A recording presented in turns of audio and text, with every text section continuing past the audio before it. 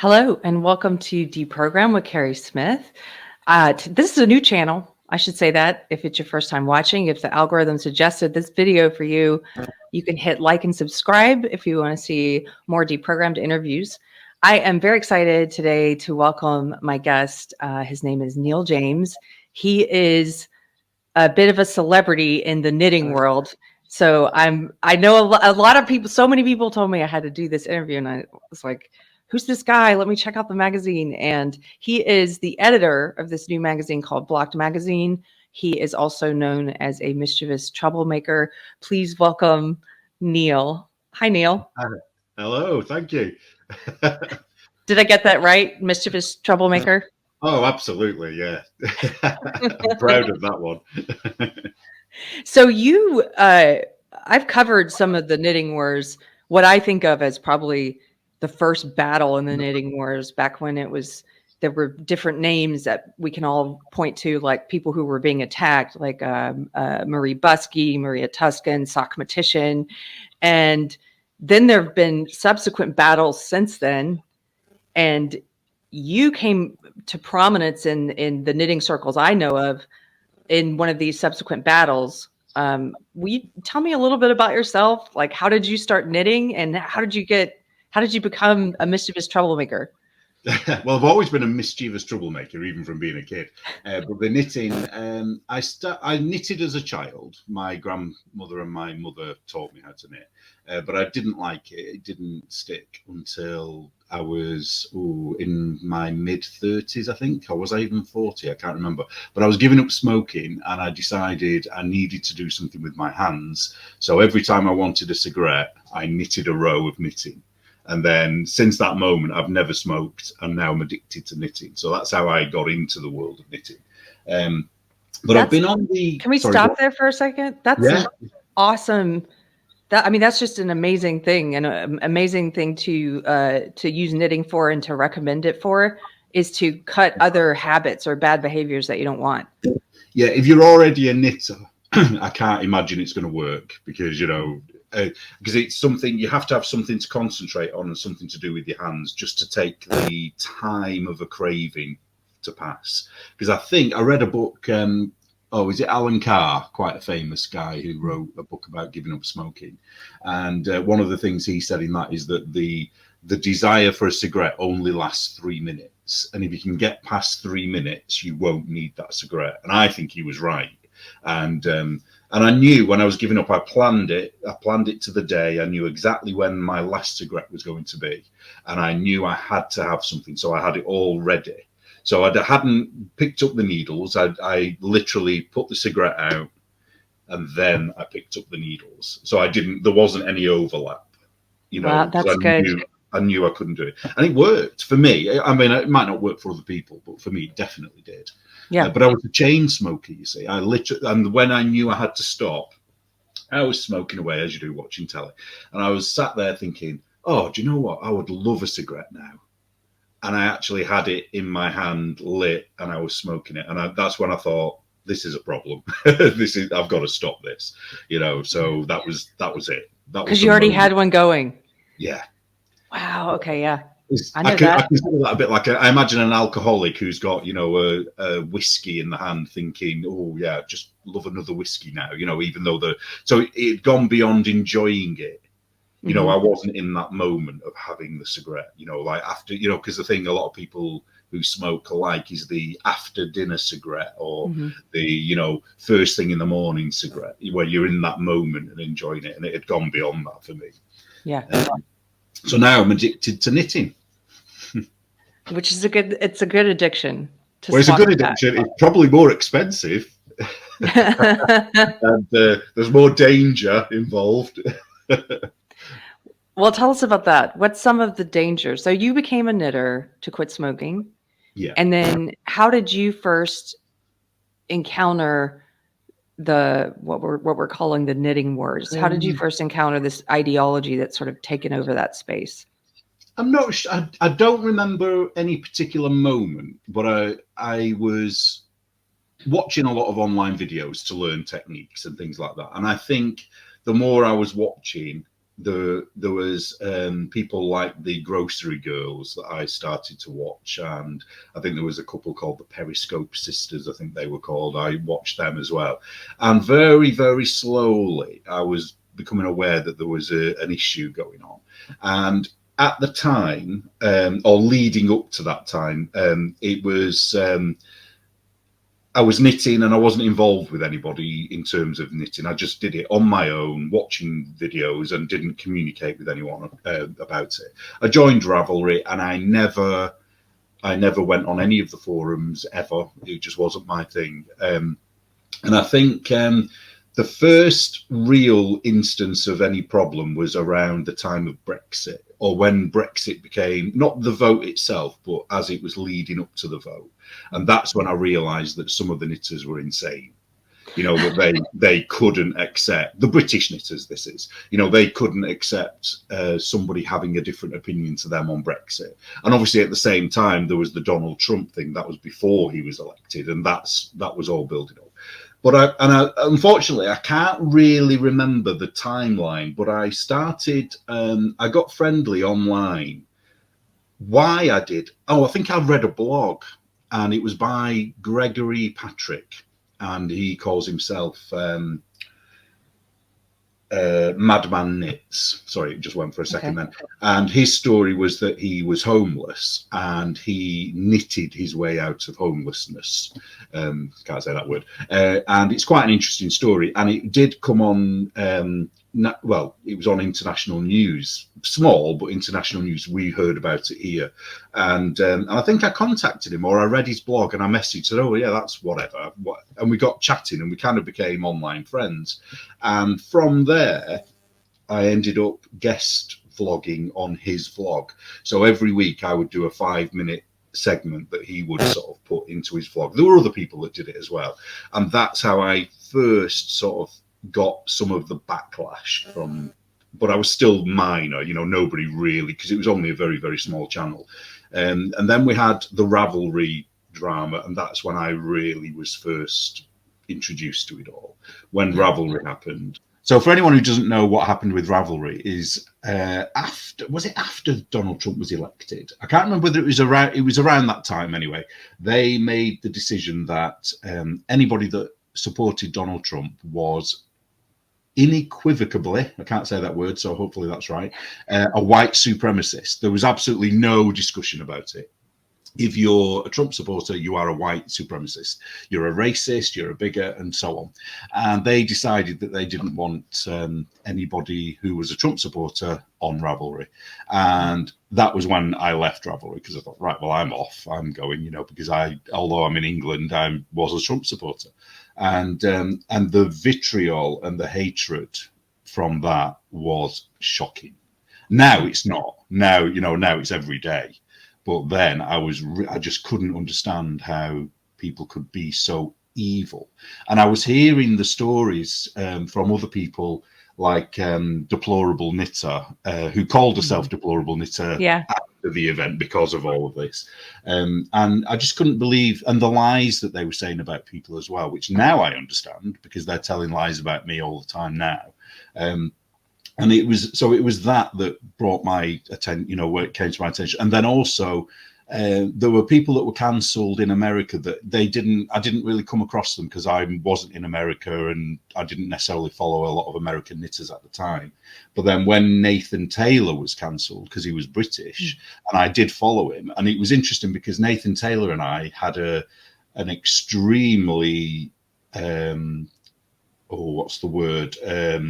intense argument about a year prior to his cancellation, because he condemned people at the time for supporting Trump. So we had a real bust up, you know, and a lot of his followers were piling on, and they cancelled me then, you know, but even though nobody knew who I was. But the interesting thing, when what happened to Nathan Taylor happened, I immediately thought, no, this isn't right. You know, because he and I had our row, we moved on. You know, that neither of us wanted to destroy the other. You know, we'd had our row. We agreed we didn't agree with each other. We didn't like each other, you know, move on. But I thought, no, the level of hatred and the lengths that they went to try and destroy him, and then when he was ill and in hospital, they were, one, they didn't believe him, or if they did, they were hoping it was worse than it was, and things like that. Yeah. And I did reach out to him at the time, and I sent him a message. He didn't reply, because he probably didn't reply to anyone at that point. Why would he? But that was at that point I felt I want to do something about this, but I didn't know what. I didn't have any kind of platform. I was a nobody. So I thought, well, what can I do? So in the back of my mind, I'd sort of made little plans of what I could do. And I thought, right, well, I could create a channel and talk on YouTube. And then I thought, well, I don't know what I would say. And then I thought, oh, I'd quite like to do a magazine, really. So it was always there, but there was never a right moment for it. And then there were a few other incidents that happened. A guy called Stephen B, who runs a store in, is it Minnesota? It's where George Floyd happened. That's where his store is. I know they went for him at one point, and I was sort of watching to see what happened, and that kind of died down quite quickly. So I'm not sure how that all resolved itself. And also at one point they went for Stephen West as well, but again that died down as well. It kind of, something happened behind the scenes. I don't know how. But then Christy Glass happened, and Christy Glass was huge in the knitting world, the online knitting world.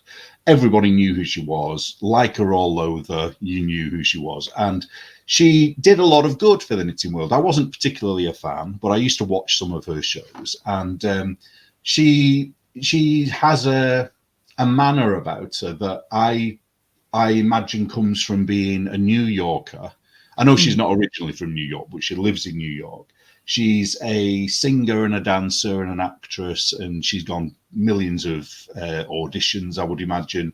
And in New York, my view on it is that people, I think, get very hard and know what they want. And I imagine she's very direct in how she speaks to people. And they cancelled her basically over something ridiculous, which was showing a magazine cover of Michelle Obama. And what they did to her was really bad.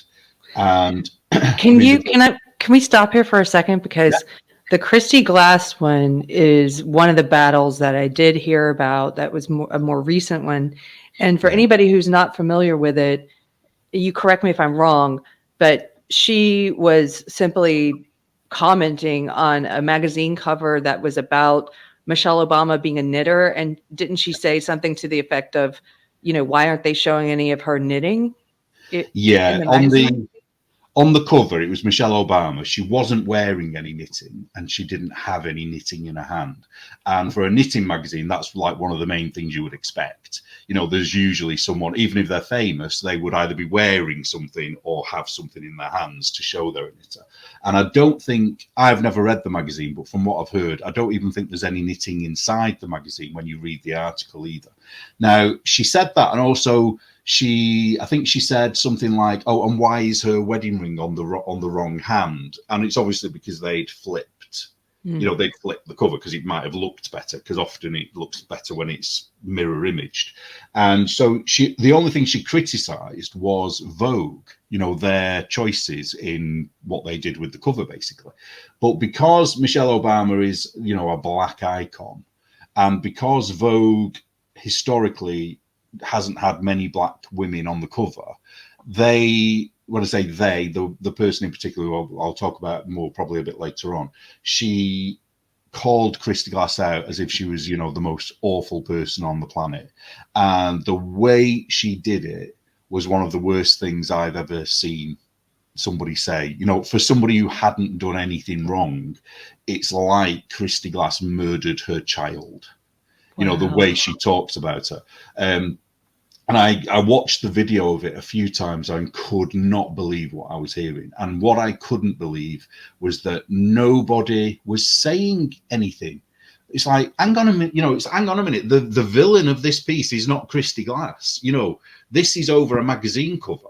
And I thought, no, I've got to say something. So I went online, and I think all I wrote, I may have got this wrong, I don't know, but I think all I wrote was, until Adela shows evidence of Christy Glass being a racist, people should ignore her. Something like that. And Absolutely. and from there, it kind of blew up, and I was being bombarded with insults. And on that particular day, I was on form.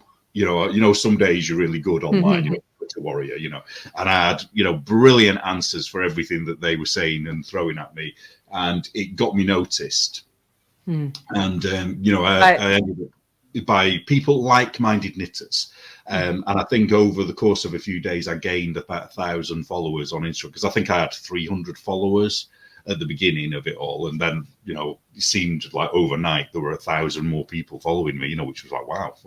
But yeah, they were insulting everything about me, my cats, and everything. There was nothing sacred to them, and it was ridiculous. They were saying things like, oh, you are a despicable human being. So I'd just reply with things like, well, I can't be good at everything, So they weren't. I don't think they were used to that kind of. They don't like humor. They when they attack you, they expect you to react the way someone being attacked would normally react, which is they want you to take them seriously and the attack seriously. And even if you react with animosity, and as long as you show them that you're hurt by it, they love it. Yes. And if you're just mocking them, oh gosh. I can't remember most of them, but I know I was the girls from Politically Incorrect Knitters. Obviously, I've been in touch with them for a while beforehand, so we weren't strangers. But they contacted me and they asked me if they could interview me about it all. Sorry, this is North Hi, Star, Kitty. by the way. This is one of my ugly cats, as they said. So he's hiding. I told you before we started recording, but I'll tell the audience too.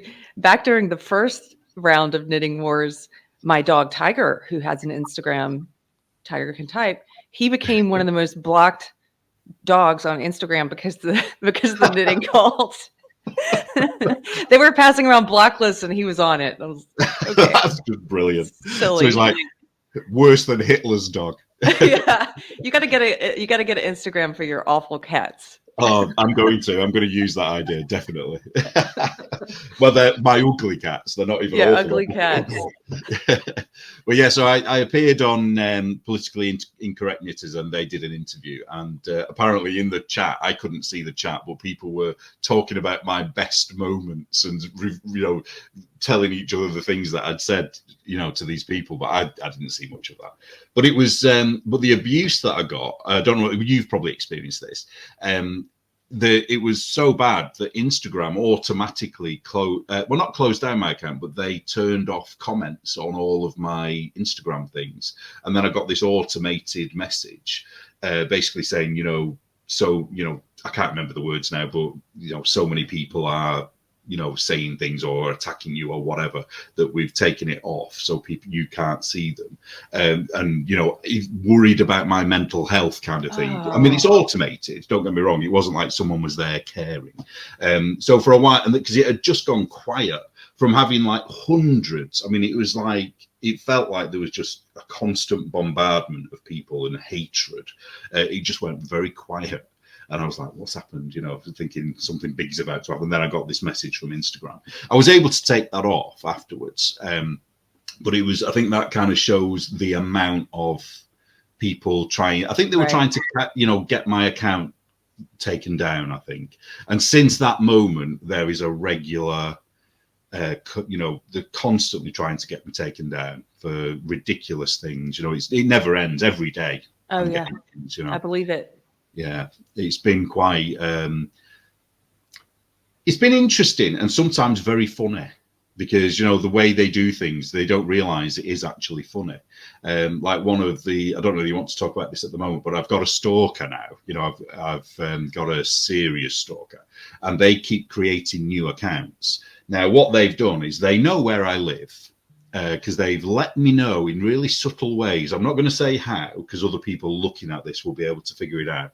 But they've let me know that they know my address by using my address in certain phrases that they've sent me, things like that. They know some things about me as well.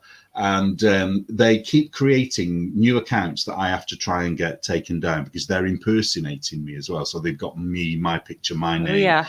and usually with a silly thing written underneath it, like I don't know, the chief, what is it, chief of the Flat Earth Society, I think the latest one is, and then they're trying to share things that I've said but out of context, so it looks worse than it, was when you see the whole thing together.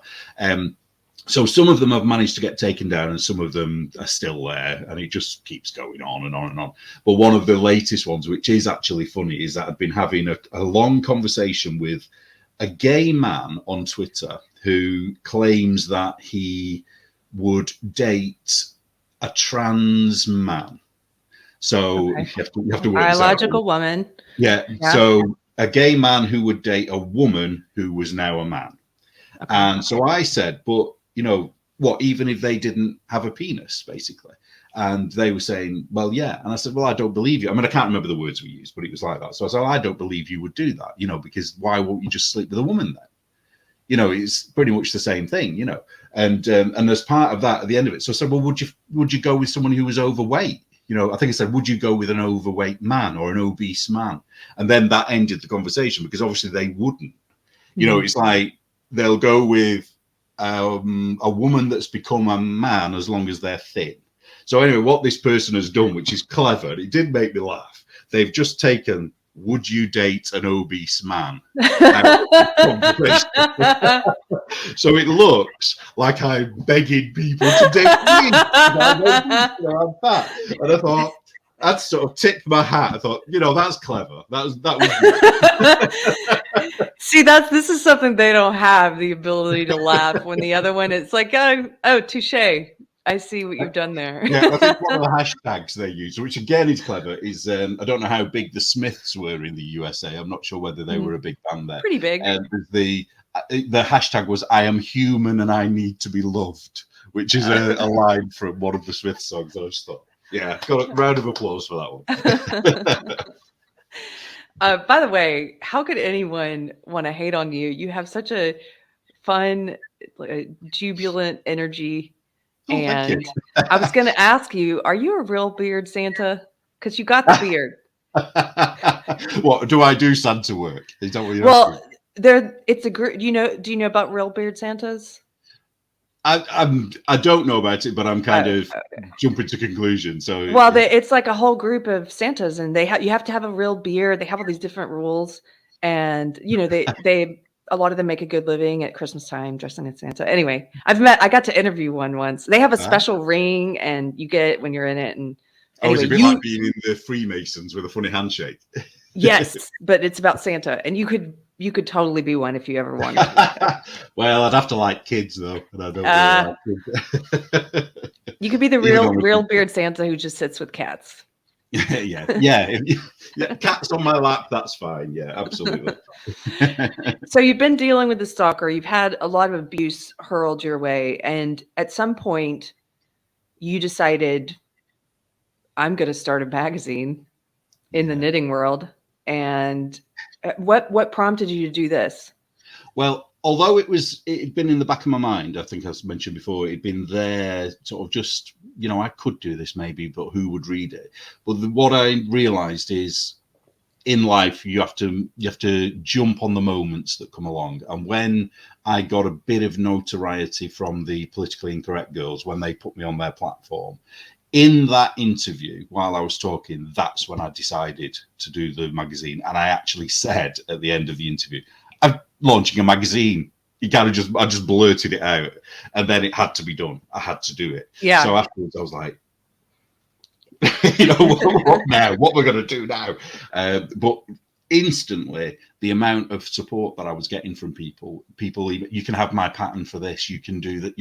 Can I write for you? Can I do this? And so everything to do with the magazine has been completely on goodwill.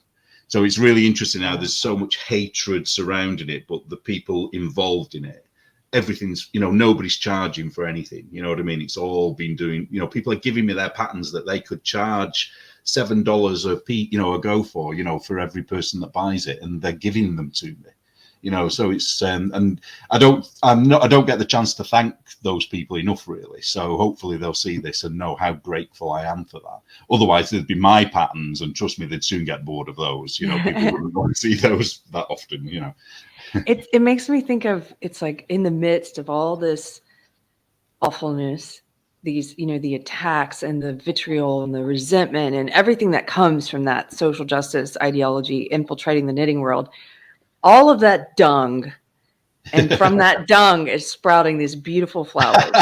You know, it's like this beautiful thing that's growing, that's coming. It's like from they say, that. the night sky, isn't it? It's all black, but there are the stars Yeah. shining. I'm not saying I'm a star shiner. That is what I'm saying at all. But Excuse me. Sorry. No, it is. It's like stars in the dark sky. I love it. So you've done 2 issues of the magazine now, correct? Yeah. And Right. the name itself is a funny pun, because when I hear blocked, I think of social justice people blocking people, and there's a lot of block lists in that knitting world, Instagram knitting world. But blocked is also, for anybody who's watching who's not a knitter, blocked is a knitting term. It is, yeah. So when you've knitted or crocheted a garment, when you knit it, because wool, especially if it's wool, it has a memory. So whatever you do with wool will stay that way. So when it's been in a ball, it's it's hard to explain. So when you've knitted something, if you've ever seen if you've ever seen a piece of knitting unraveled, it's all kinked and curled, and that's because he's playing with the microphone now. Sorry about this. That's because the wool has memory, and it stayed in that kind of telephone cord way. So when you've knitted something or crocheted something, you have to generally wash it so it's wet, and then you have to pin it out to dry, and then that kind of sets it in its new form, and it will stay in that form until the next time it's wet and then dried again. And that process is called blocking. And I liked the idea of the word blocking for all, for what you were saying about people being blocked, also because you're taking something and you're fixing it in its new form. So I'm taking, well, in my mind, I'm hoping to take the bad stuff that's happened and do something positive with it, but also blocked in terms of, I could go on forever about this, like a brick, throwing your brick at a glass house. There's that saying, isn't there? Don't throw bricks if you live in a glass house.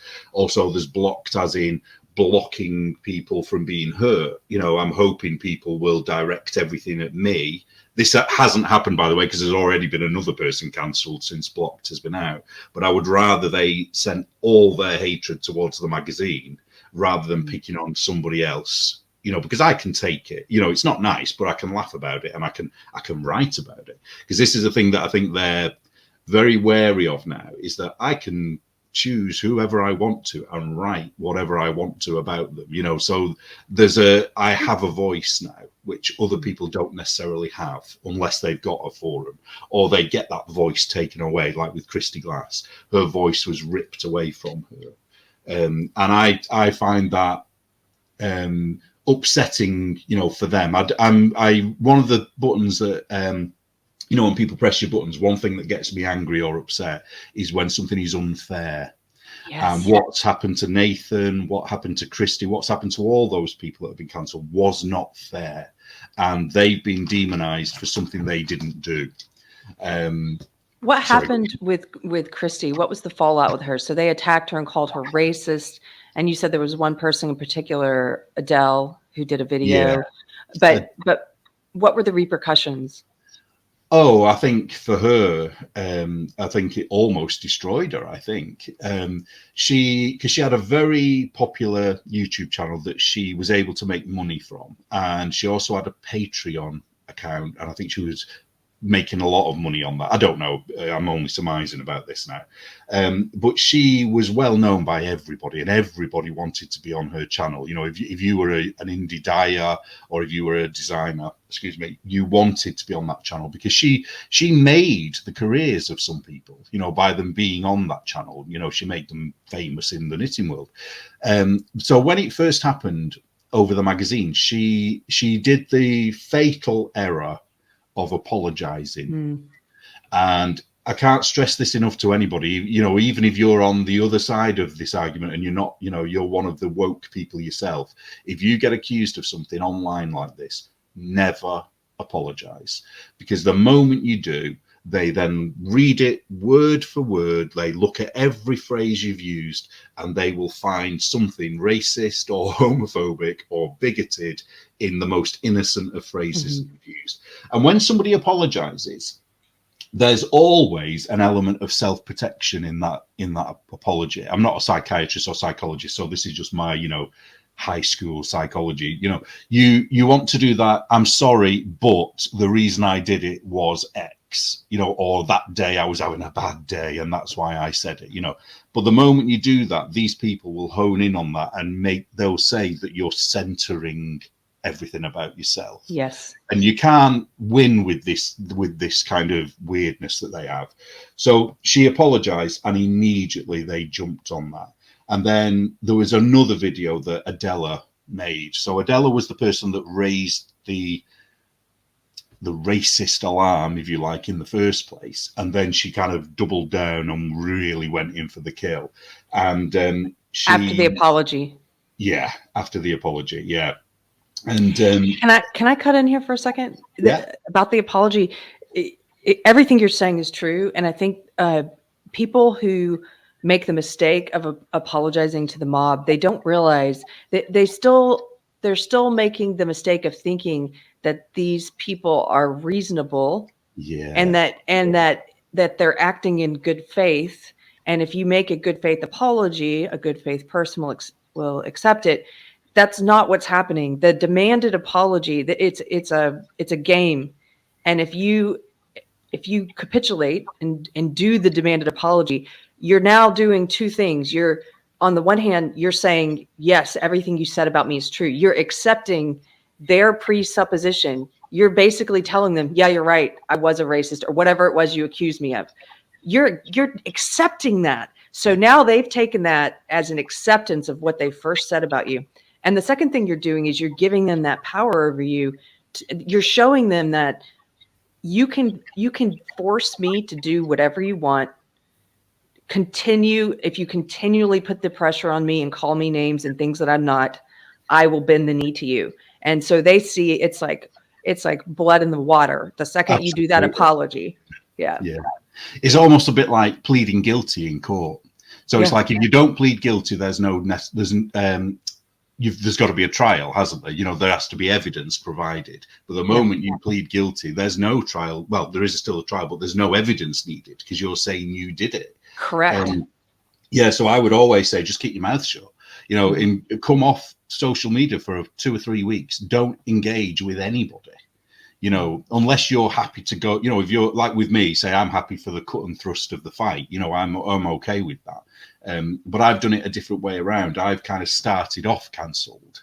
I deliberately did it that, you know, I've not tried to make my name by being woke and being all lovely and nice and then, you know, falling from that pedestal. I was never on the pedestal, so I don't have anything to lose in that way. You're absolutely right with that. It is the blood in the water, and they are like sharks. And when you say about thinking they're reasonable, it's because we all, as people, I think we all think, what would we do in this situation to this person? And we know that we would be reasonable and say, okay, apologize. And this is where the problem lies, is that it's like when you have let's look at Putin and what's going on in Ukraine. It's like we look at other countries and expect them to do what we do as people. You know, so whatever Putin is doing over there, they don't understand what his mindset is to do that. So it's like, why would somebody do that in another country? But we don't know what his reasons are. But it's the same kind of thing. It's like they're not necessarily going to, you know, although we don't either, do we? I was going to say we don't stick to the Geneva Convention ourselves these days, but you know, we were supposed to be the good guys, weren't we? You know, and now. Right. But anyway, I'm going off topic there. Sorry. So yeah, we can't ever expect other people to do what we think we would do in that situation. Yeah. And so you said after she made the apology, then of course, as we noted happens, then they went in further. And so then Adela she made another video. Yeah. And I think what she said in the first video, one of the accusations that she'd made about Kristy was that they'd had a private direct message conversation about doing an interview at an event. This is where it kind of, the waters get a bit muddy because it's a little bit confusing, is that Kristy created a separate business called oh sorry, the name's gone, I can't remember, but she had this separate business. It was to do with knitting and it was to do with events, and they were going to do interviews, but it was going to be different from her normal interviews.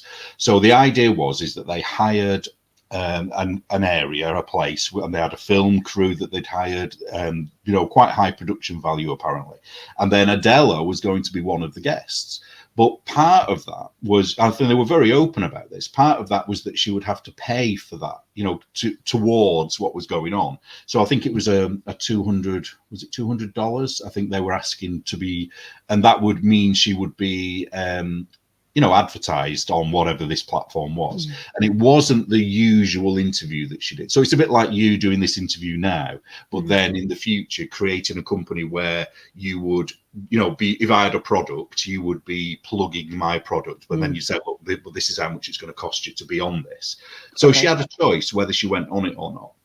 But what she did was she tried to make out that Kristy had charged her only because she was black, and that because all of the other people had been on her channel for free, which is kind of, if she was confused, you could see that. But then she would say to Christy Glass I'd say, well, why are you charging me, Kristy? You didn't charge, this. And then she would have been able to say, oh, it's because it's a different thing and it's this, that, and the other, and then you would have had the choice to say no. But in part of this conversation that she had instead, she was very strange. And I'm jumping ahead a little bit here, but she accused Kristy Glass of being really horrible to her in this direct message. So Kristy, the only thing she has ever said since the event was she published the conversation in its entirety, and I managed to get a copy of it. Somebody sent it to me, but it was deleted quite soon afterwards, and I read everything in it, and I sort of stood it. I've still got it, but I'm not sharing it because it's a private conversation between Adela and Kristy, and I don't have the permission to use it. But all I will say is that Kristy, I read it and I thought, wow, she's a lovely person. She was absolutely lovely to Adela, and Adela was sort of doing this very umming and ahhing, like imagine like when you contacted me, you've had me say, oh, well, yeah, I might come on your show, but, doing a lot of that. And Kristy was just very, I don't know what the word is, but, very, very professional, but very kind. And there was an issue that Adela had raised, a personal issue she had, and Kristy was lovely about this personal issue, really caring. So anyway, she shared it. So then Adela did another video because she shared this thing. And basically, she was venomous. She really, really went in. And one of the things was, she said things like, what did you think sharing that would do? Do you think it would make me out to be a liar? And so when I wrote about it, it's like, yes. It did make you happy. Yes. You said she was horrible to you, and she was anything but horrible. She was absolutely lovely to you, and you are a liar. And, you can say that without any fear of being sued because, the evidence is there to see, Yeah. And the video, this second video that she did, that's the one that was the shocker for me. It was, she went for everything about it. I mean, we talked a little bit about religion before the show, didn't we? But I'm not religious, but I was brought up religious, so I do have that respect sort of ingrained, and I have no issue with people who are religious. But and Kristy is, I don't know much about them because they're not huge in this country, but I think she's a Mormon. So there are issues that Adela had over her beliefs. But the thing is, that's her beliefs, and if whatever they are, if she isn't doing anything directly to hurt you using those beliefs, what business is it of yours what she believes and doesn't believe? She never mentioned it in her knitting things at all. And I think the only reason people know is that she did a separate religious program with somebody outside of the knitting world, which was aired, so people must have found it that way. That's the only reason people know. So anyway, one of the things Adela did was she ripped apart she kept calling it, you know, your God. Your God isn't the good God I follow. Your God is an evil God. Completely deranged. You know, it's kind of like, what are you talking about? You know, why are you going for her religion? What has that got to do with her holding up a picture of Michelle Obama? You know, she was calling her all sorts of weird things. I mean, this might be more of an Americanism, but a raggedy ass something or other. I mean, I've never heard yeah, it's a calling her Americanism. that a lot. By the way, you're not being a good representative for your God if you're behaving in such a way. Yeah. Who is your God? Because it sounds like I It's don't not a nice know. God, is it? Yeah. Yeah. Oh, yeah. I mean, some of the other things. I mean, there was so much of it. I can't remember all of it now. But what were the other things? Oh, yeah. She said to her followers, and she said it more than once. I think she said it 3 times. She doesn't like you. She would kill you if she could. And she repeated that phrase. So it's like, oh, so you're saying she would kill people? You know, that's quite a thing to say. You know, it's and it's not just saying, oh, she doesn't really like you. That, you know, that's quite, it just is unwarranted. It's not needed. She talked about what she looked like and how haggard she was these days, and how, you know, oh, I can't remember all of it now. I mean, I wrote a transcript of it, so I had to listen to it quite a few times. And the transcript is 7 pages long of, you know, standard 12-point text. And I managed to reduce it down to, I think, a 10-point text, so it went over 3 or 4 pages. And that is the basis of the article that I wrote about her, is because it was all mostly in her own words, and that's what I wanted people to see. Because I don't think people saw this video. You know, nobody, because what she did was 1,000 times worse than what these imagined insults Kristy Glass had done. You know, Adela should have been cancelled. Not that I believe in cancelling, but that was warranted for her. You know, she should be shunned for what she said for that. You know, not that you know what I mean. Yeah. Whereas Kristy hadn't done anything wrong, you know, in my eyes. But everybody is now saying that Adela was the victim of this evil, racist Kristy. I mean, and I did a bit of a dive into try, because I approached it as if, all right, let's approach this as if Kristy is a racist. Let's find the evidence for Kristy being a racist. So I looked through what was available, because she'd taken all of the videos down, but I looked through a lot of the videos and were available, and the photos that were available. And when you find Kristy with black women, they love her. You know, black women used to flock to her. You know, when she used to do something called Tell Me About Your Rhinebeck Sweater. And Rhinebeck is a festival somewhere in New York State somewhere. And what happened was she did it one year, which is what made her famous. And she interviewed people about whatever sweater they had knitted. And now every year since, not now obviously, but every year since, whenever they saw Christy Glass stood with her sign that said, Tell me about your Rhinebeck sweater, all these women would just be running over, giggling like schoolgirls, you know, wanting to be interviewed by Kristy Glass, including black women. So the argument there is that, well, if Kristy was such a racist, why were these black women not clued in enough to realize that she was a racist? You know, why wouldn't you notice that? And anyway, I couldn't find it. So I kept sharing these pictures of Kristy Glass with black women saying, will nobody stop this evil racist? Because it was so obvious she wasn't. And then the other thing Adela said, which I thought was the crux of the entire thing, was she said, and it isn't just black women. She said it's Latinos. Is it Latinos or Latinx? I don't know. No, they're trying to make Latinx a thing. It's not a thing, but yeah.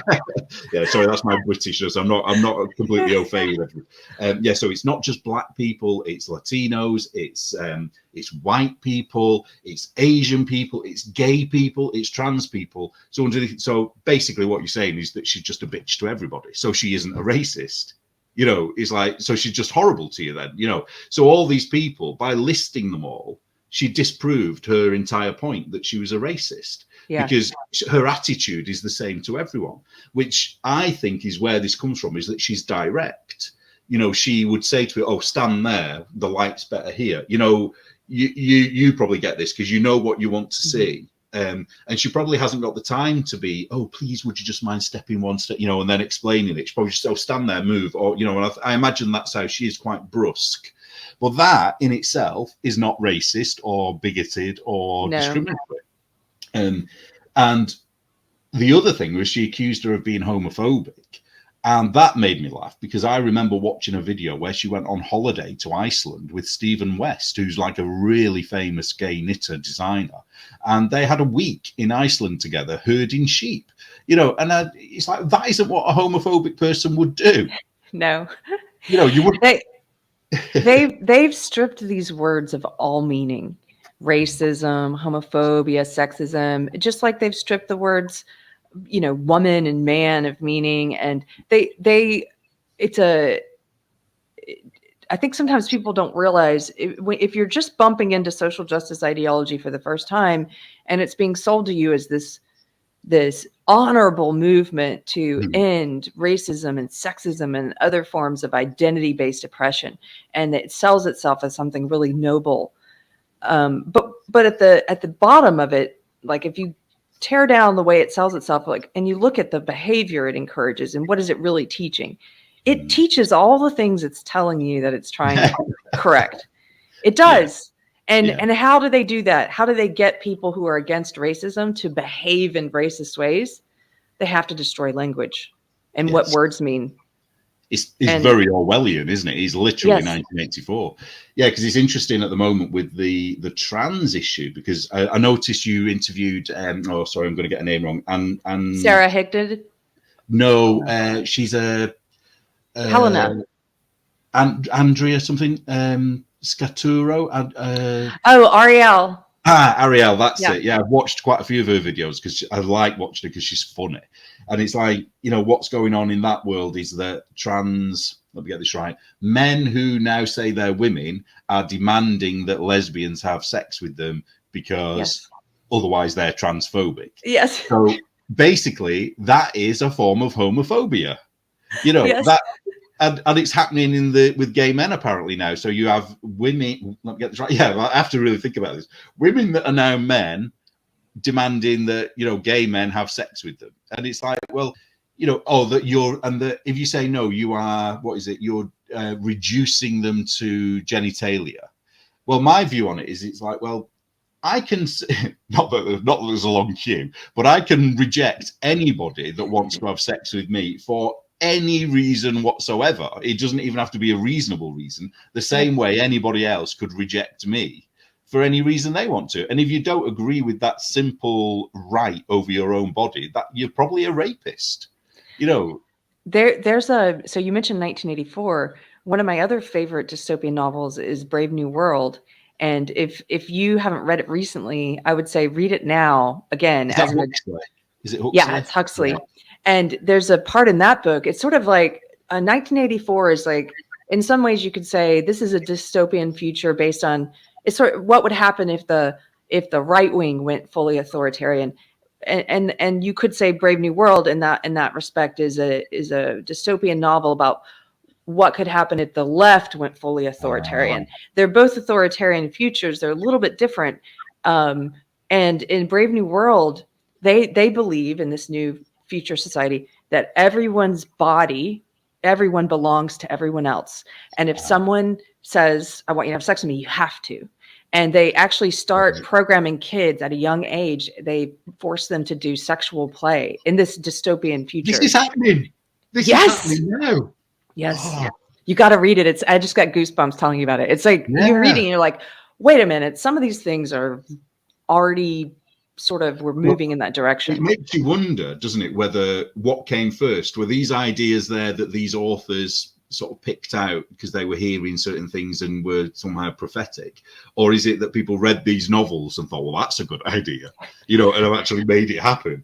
Yeah. So I think a lot of these authors were prophetic, because I used to think it was because they could see the future so well, but I'm starting to realize it's because human nature doesn't change, and it's sort of, history is in cycles, and they've seen it before sometimes, so they know where things are headed, because you can look back at history and you can kind of predict the way people are going to ebb and flow in different directions. And so something like Brave New World, Huxley, when he wrote it, I believe he wrote it in the 30s.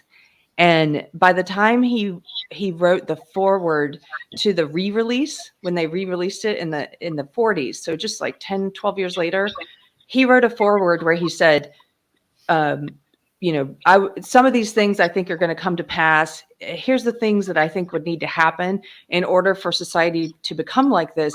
And we've already seen some of these starting now. This was in the 40s. He said that. It's kind of amazing. Well, I can't remember where I heard this, but I remember somebody saying on a YouTube channel about the Roman Empire, and they compared the end of the Roman Empire with what's happening now.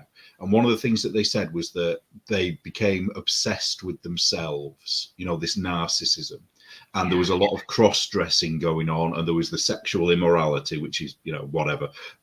And what happened was that a little bit like, this is probably going to be controversial, but the emasculation of men particularly. So men will be being very female in their, you know, no longer able to fight, for example. And that what they classed as the barbarians that were around saw this, and when the moment was right, they came in, and basically that's how the Roman Empire ended. So it sounds like you're right with that it does. And we are at that point. So what's going to happen? I mean, well, I could say what's going to happen in this country. I don't know what would happen in, because the strongest sort of culture in Europe at the moment is probably Islam.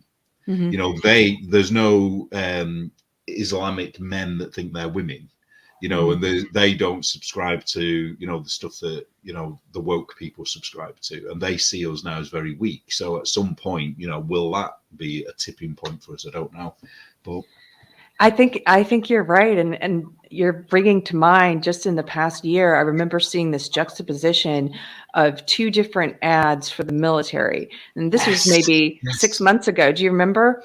There was a video. Exactly yeah, there was the video where it was like, it was some recruiting ad for the U.S. Army, and it was all about this little girl. One as well. We had a British version, exactly the same. Yeah. It was a girl raised by two mommies, and then she goes on to be in the army, and it was very, you know, woke and feel good and like any positive. And then I saw this Russian ad for the military, and I don't speak Russian, but it was like it was just emasculating, kill. Yeah. I'm like, look at who they're recruiting, and look at who we're recruiting. It's kind of concerning. The British one went through kind of every kind of person that is in the woke umbrella. So they said, are you a Muslim? You'll be able to pray when you want. And then it had this scene where there was all these army people, and then the Muslim praying in the middle of a battlefield, you know. And it's kind of like, oh, well, that's going to work, isn't it? You know, because the other side are really going to respect that. You know, and then you had, what was it, a gamer, you know, some stoner boy that only ever plays games all day. We want you because we want, we want your obsession, you know. And it's like they were picking out all of what we would probably say flawed parts of the woke world and trying to make them positive. And you just think, well, where are the people that are going to do the things that aren't nice? You know, where are the people that are going to go in and assassinate somebody, or, you know, have to kill someone? Or because this takes us back to what we were saying earlier about the apology thing, and then other countries, and, you know, no people not having any idea that the enemy won't respect your wokeness on the battlefield. You know, they're not going to. I don't know. It's just, you know, because there was recently a British woman in the army, and she left, and she's now suing them because of bullying. But basically, what happened? It wasn't very nice what happened to her, but it was all verbal. It wasn't anything physical. But the lads in her regiment kind of basically picked on her, and they did this thing where they you know, were sort of humiliating her. And my response to that was, well, you failed the first test. You know, you're in a male environment where people are going to be killed. You know, what do you think will happen if you're caught by the enemy? You know, who are you going to cry to when they probably rape you? They will interrogate you for days on end. They'll probably beat you and torture you. What are you going to do? If you can't stand up to, you know, people teasing you, and you're in the army, really, you need to think about why you're there. Because, you know, at the end of the day, this is why I think... is it hazing? Is it called hazing in the army, where they do cruel things to each other? I think it's based on, you're going to be tortured. potentially, if you're captured. And this is a way, you've got to be able to do these humiliating things because you won't survive unless you can do it. So I think there's a darkness in things like the army that has to be there. And it's not nice. No, it's not nice. But these are people who are going to be dying for the country, or dying for the cause. And they will be killed if they aren't strong enough. So like going back to the advert, it's like, what are we creating? We're creating these armies of people that, one probably won't work longer than 7 hours a day. They're going to say, oh, it's seven, after 7 hours, right, I need a break now. Well, what happens in war? It's like, oh yeah, everyone stops for tea. It's like the football game on Christmas Day, every day though, at that time. It just doesn't work like that in the real world. You have to have hard people that are willing to do the hard jobs.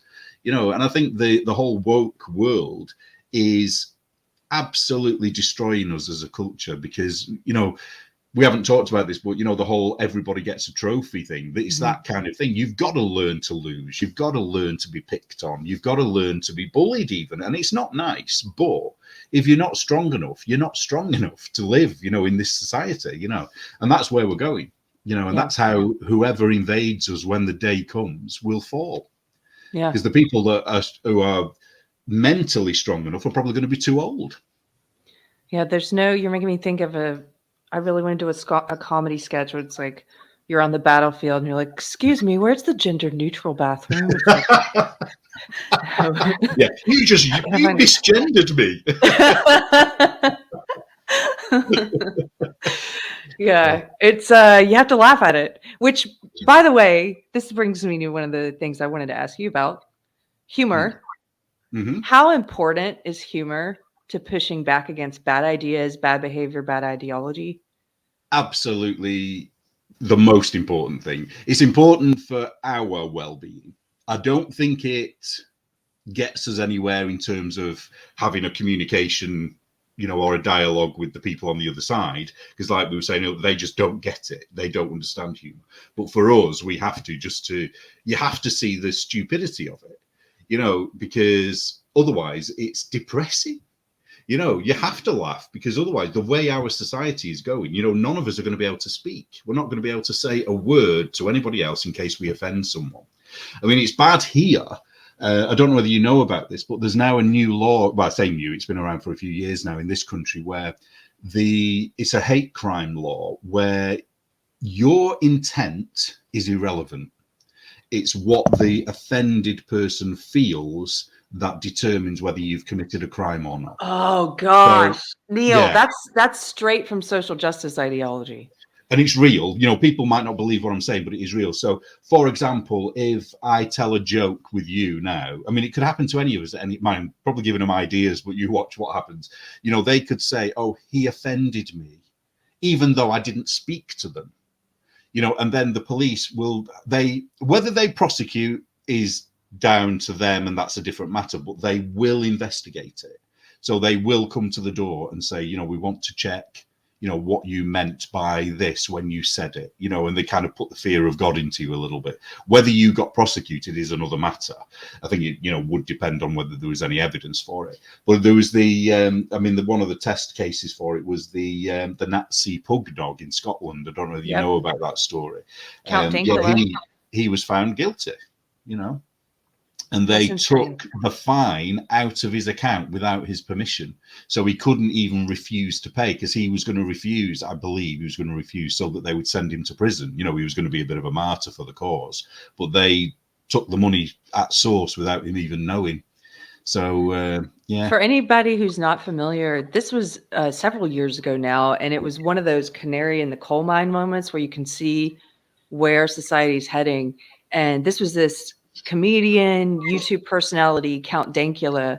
He did this funny video with his girlfriend's pug dog when she was out of town. He was like, my girlfriend's dog's so cute. I wanted to do something funny and make her dog into the worst thing I could think of. So I was going to make the dog a Nazi. And then you see this video montage of him getting the dog to salute, and he's saying awful things like, and what do you think about that? And the dog's like on board. But the joke being that this is a cute dog and you're training him to be the worst thing you can think of, which is a Nazi. They said this is offensive and anti-Semitic.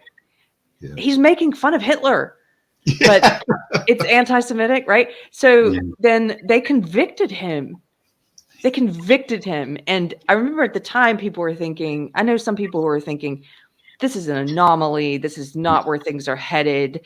And now flash forward, we're in a place where even in parts of Canada now and in the US, you're seeing them go after people's bank accounts, turn off their ability to access their funds, like they did with him, taking the money directly out of his account after he was found guilty. It was a real canary in the coal mine moment. Well, it's funny with the whole anti-Semitic thing, because one of the things I've done right from the beginning is, because somebody once, before the Block magazine started, called me literally Hitler. And then it kind of became literally, I changed it to literally Knitler. So, just to have a pun on the word. So I've been calling myself that sort of as a, this is my starting point. I am literally Hitler, So then whatever happens after that is going to be good, you know what I mean?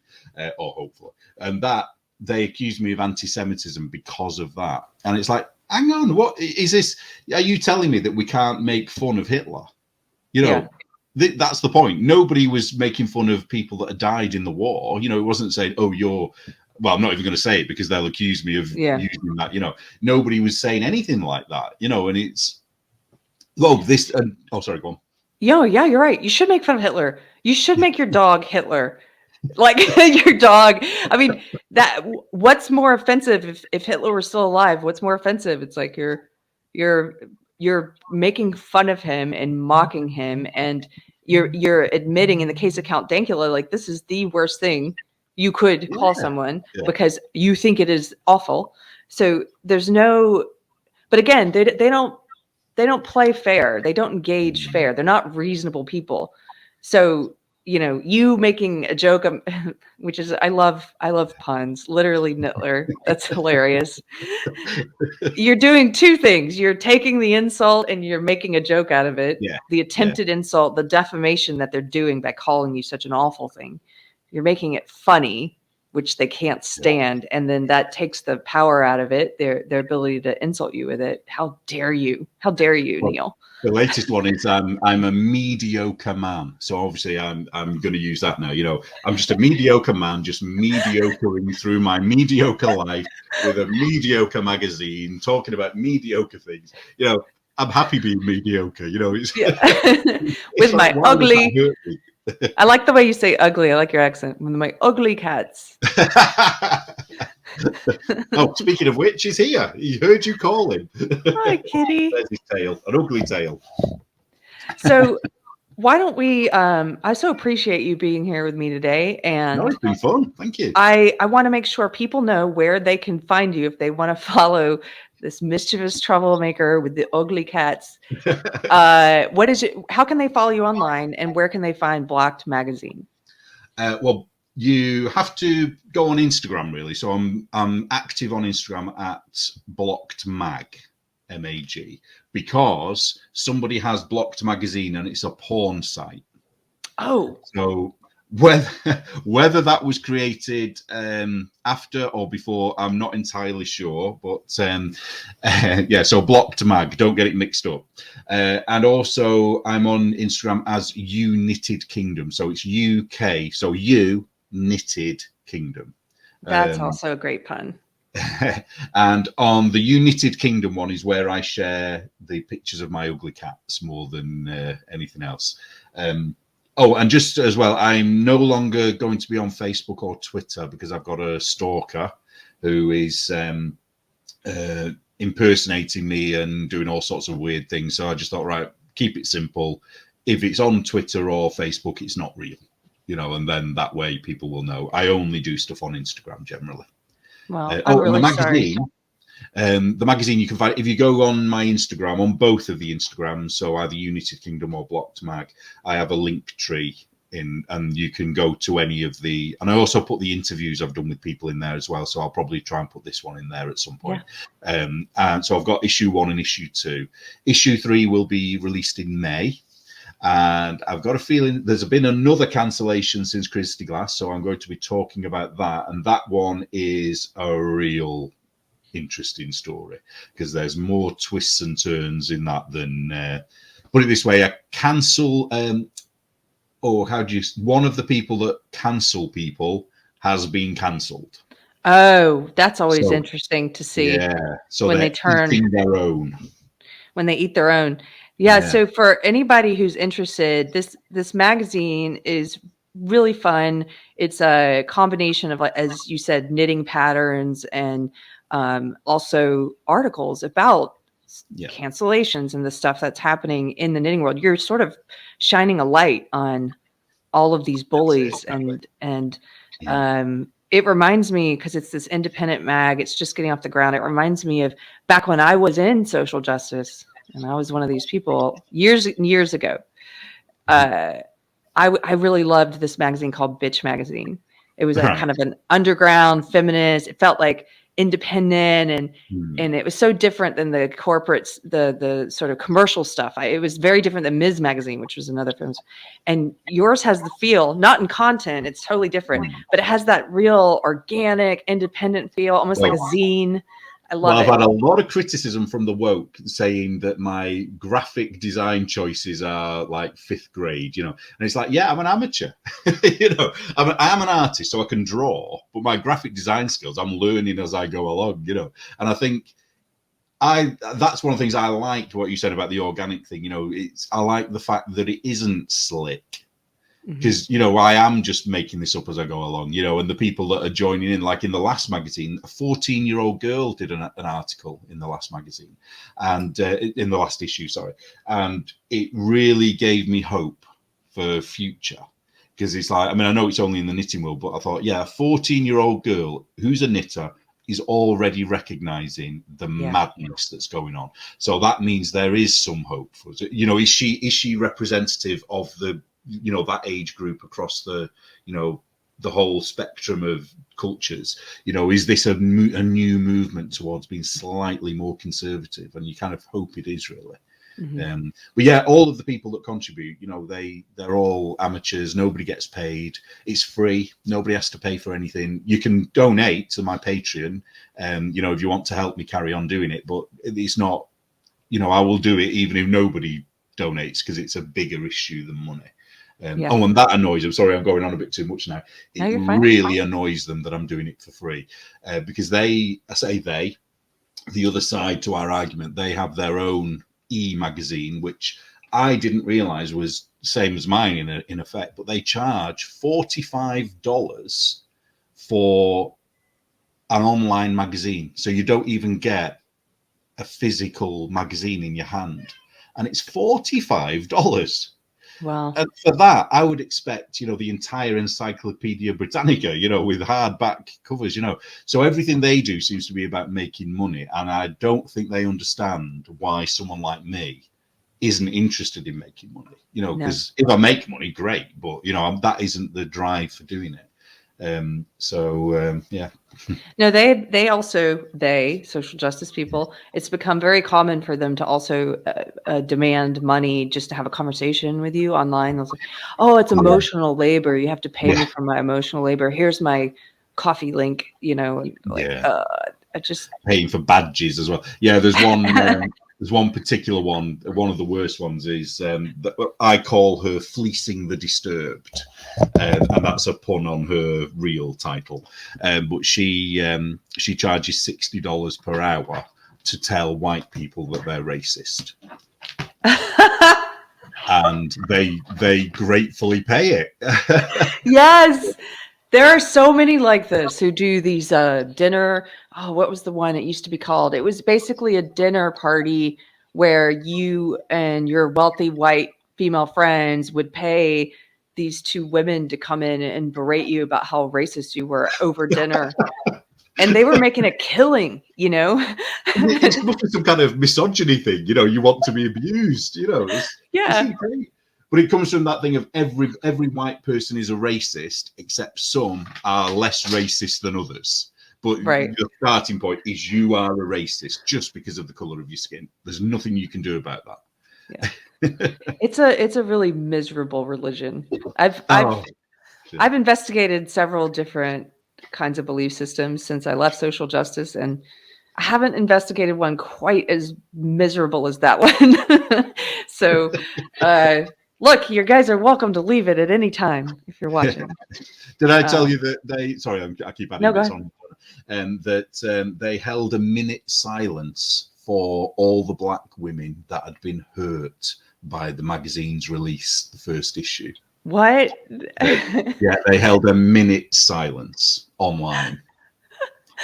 No, it's a comedy sketch. It really is. They were doing this thing. Oh, I've got to say this. Sorry, I've got to tell you Go this. do it.